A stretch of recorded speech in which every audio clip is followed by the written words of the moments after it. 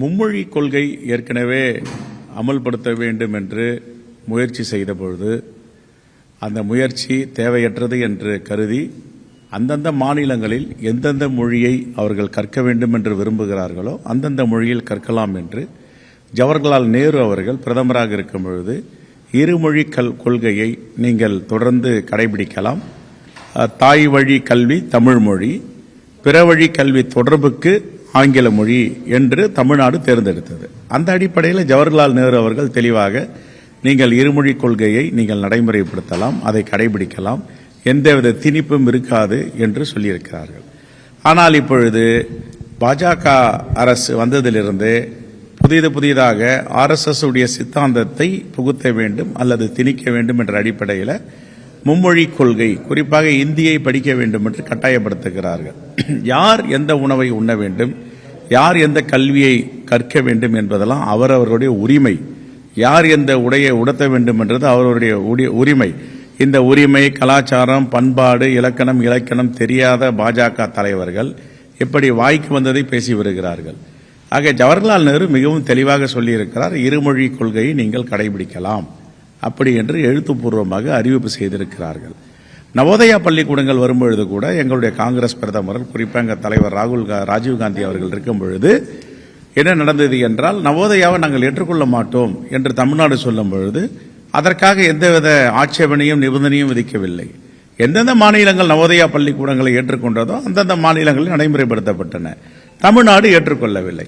ஆகையால் தமிழ்நாடு ஏற்றுக்கொள்ளவில்லை என்பதற்காக தமிழ்நாட்டுக்கு கிடைக்க வேண்டிய உரிமை தொகைகளையும் பள்ளிக்கல்விக்கு துறை சேர வேண்டிய தொகையையும் அளிக்காமல் இருந்ததில்லை. ஒன்று மாநில பட்டியல், இன்னொன்று ஒன்றிய அரசு பட்டியல், இன்னொன்று பொதுப்பட்டியல். இந்த 3 பட்டியல். கல்வி பொதுப்பட்டியல் இருக்கிறது, concurrent list, state list, central list இல்லை.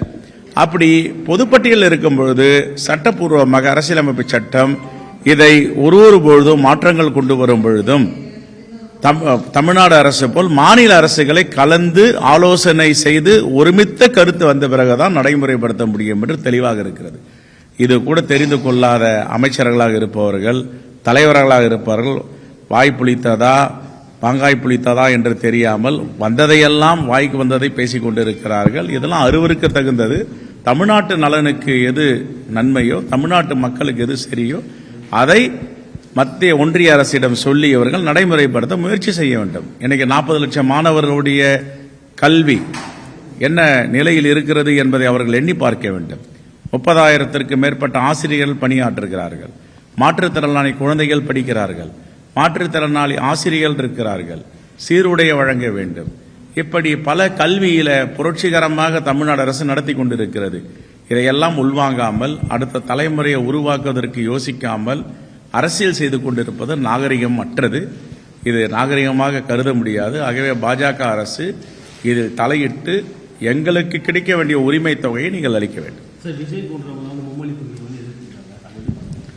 இல்ல, மும்மொழி கொள்கை தமிழ்நாட்டிற்கு பொருந்தாது என்பது அனைவருக்கும் தெரியும். இன்றைக்கு காலையிலே விகடன் பத்திரிகை தொடர்பாக கண்டன அறிக்கையை கொடுத்திருக்கிறோம்.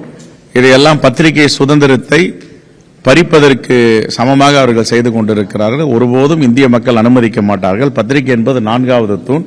அவர்களை சுதந்திரமாக பேசுவதற்கும் எழுதுவதற்கும் செய்திகள் வெளியிடுவதற்கும் அனுமதிக்க வேண்டும். இப்படி முடக்கம் செய்வது, அவர்களுக்கு எதிரான நடவடிக்கைகள் எடுப்பதெல்லாம் ஜனநாயக சக்திகள் ஏற்றுக்கொள்ள மாட்டார்கள்.